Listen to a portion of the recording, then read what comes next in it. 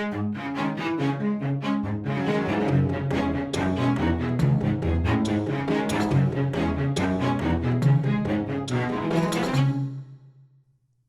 everyone, and welcome back to Meeple Leaf Reviews with Jeffrey and Jacob. And we're going to be doing a before and after, and I know how much you love telling us what they're all about, so take it away.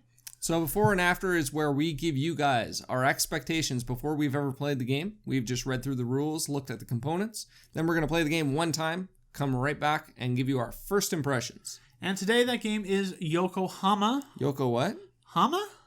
Okay. One that I backed on Kickstarter.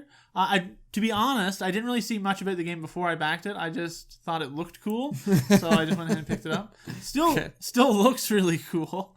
But I've had a chance to read through the rules a couple times now. Got it laid out on the table, and I think I'll like the game.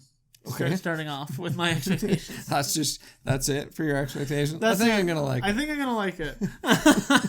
I'll go into why in a second. Okay. I think the first thing that kind of popped out to me about the board was it looked very busy. Right, yeah. And I didn't really like the aesthetic feel of the game. I don't know if that's going to bother me during the play or not, but that was like the first thing that jumped off the table. The thing that I think I'm really going to enjoy about this game is the worker placement aspect and how you're kind of laying out these little workers, creating a path to go around, but then you're pulling them off as you're taking actions, so then you have to put more down again. And I think that's going to be interesting weaving past other players because you have to pay them money to go over spaces where they are. Yeah. And money seems tight in the game. Yeah, I think money, and especially like the money and the imported resources, are going to be very tight, very powerful resources in the too, game. Yeah. So I like tight money in games. I also like that worker placement aspect. There's a little bit of comboing things together I think that you'll be able to do. Okay. I'll do this to be able to take this action. I did a 4 power action. I'll be able to put a building on here. That allows me to put out, 2 more assistants. I have a foreign agent at the end of my turn. I'll take that to take this action. It's a 4 power action. I'll put out another building. Like, I think there is a potential to combo quite a bit of things together. In theory. Yeah, I was going to say, I don't know how soon that kind of thing is going to happen. Probably not in our first play, but we'll see. There's some technology cards, which gives you bonuses for different actions or make things cheaper, potentially. So there's a little bit of that in there as well. The one thing that I am a little bit hesitant about and a little bit worried about, I will say, is that I hope that it's not a slow build in placing your guys out. I take my action, then I got a slow build up to do something again. I hope it's not like a stutter step every time you try to do something. I feel like it is going to be a stutter step. That was my first impression looking at it. I think it's going to take a long time to build up to where you're doing things efficiently. But we'll see. All right.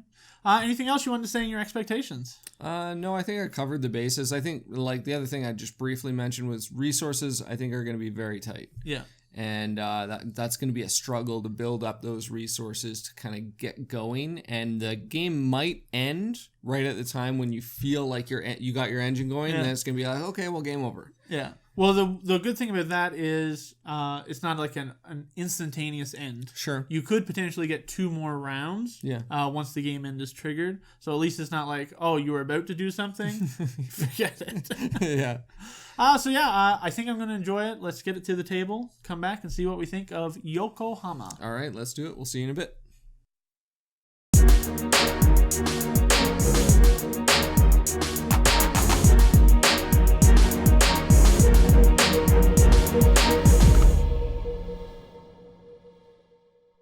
Hello, everyone, and welcome back. We just finished our first play of Yokohama. A little bit of history into the first play. We played 3-player, and it took us an hour and 39 minutes. Right. And boy, there was a lot of AP at the beginning, the middle, and the end for me.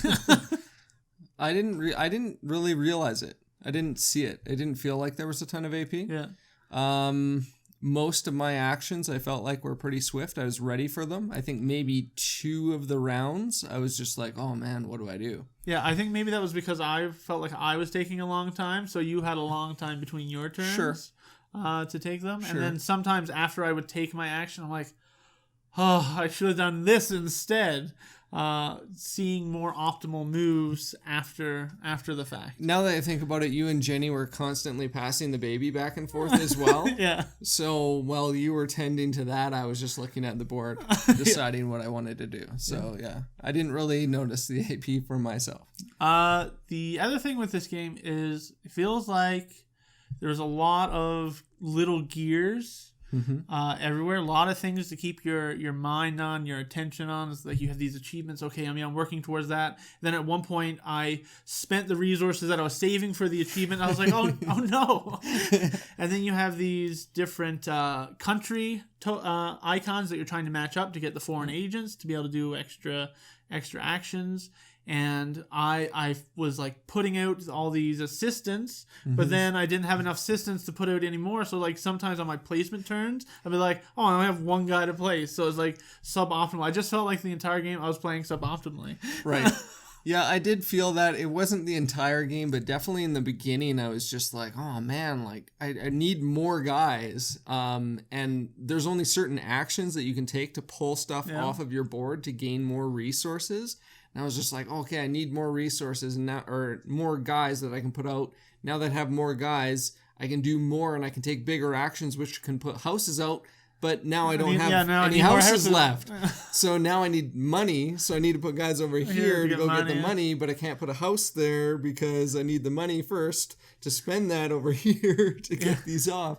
Yeah, so it was like this big chain of trying to get everything set up. And I think with multiple plays, it'd be a little more intuitive. Yeah, and I think my play would be a lot cleaner. Yes. I'd have a clearer idea of what I was going to do. For sure.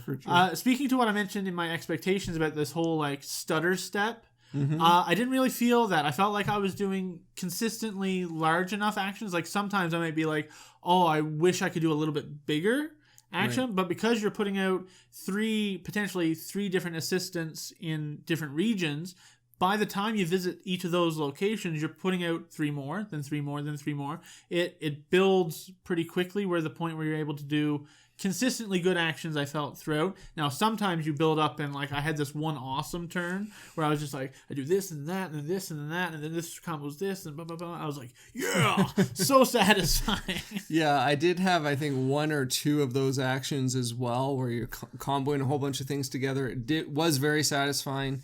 As to the stutter step, I did feel it a little bit, right, but it wasn't as bad as I was expecting. Right. Like you said, you're putting out 3 guys and then you're taking 1 action, 3 guys taking 1 action, and then every once in a while you put 2 on 1 location so you can get that big one. Yeah. I did run out of guys on the board at one point. Many times. But then I was able to take an action on the very next turn where I put out 3 guys, took an action which allowed me to put more guys out onto the board for free. Yeah. So I was able to ramp up right away again. The other thing that I wanted to mention is I feel the level of player interaction in this game is just about right for this style of game for me. Sure. Like you're building up your own stuff. You don't want people messing with you. Really, like there were a couple times you guys kind of blocked me in a little bit, so I had to pay money. It wasn't like I couldn't do it. Sure. I just had to pay money to kind of get out of the situation, which I didn't like doing. But it's just the right amount of player interaction where sometimes you were on the actions that I wanted to take, so I had to kind of just alter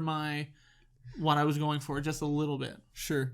Money was a tight issue to deal with. Every once in a while you do this big action, you're just like, oh yeah, $5. And then you go to like pull resources off your board and you're just like, $4 for this one building. Like, I'm poor again. And there's not very many ways to get money. So I felt like I was taking whatever little action I could, whether it was taking an order card and putting that down for a few points and a coin, or taking the coin action when you're placing a building out, whatever I could to like mitigate that. So overall, did you enjoy the first play? Yeah, I really enjoyed this play. It actually reminded me a lot of the game Lorenzo Il Magnifico in several different features. Right. And I did like that game as well. So I felt like, oh yeah, this all seems to click all together. Now I'm going to disagree with you. Okay. Because I didn't feel Lorenzo very much during this game. Okay. I had heard people compare it to Istanbul. I didn't really feel that at all either. I kind of feel like this is its own beast. It might have similarities to other things, but really, there's so much going on, and the way you have to think is different than one I've played recently. Okay. But again, I did enjoy this play, and I look forward to playing it again. Hopefully, not feeling like I'm so bad at the game. For sure. All right, well, that's our first impression of Yokohama. If you like this video, go down, hit the like button, subscribe to our YouTube channel. We always, always, always appreciate when you do so. And sometimes we don't. Just kidding. In the description down below, there will also be a link to our website where you can listen to or download and listen to our podcasts. So go and do that as well. All right, see you guys next time. Take care.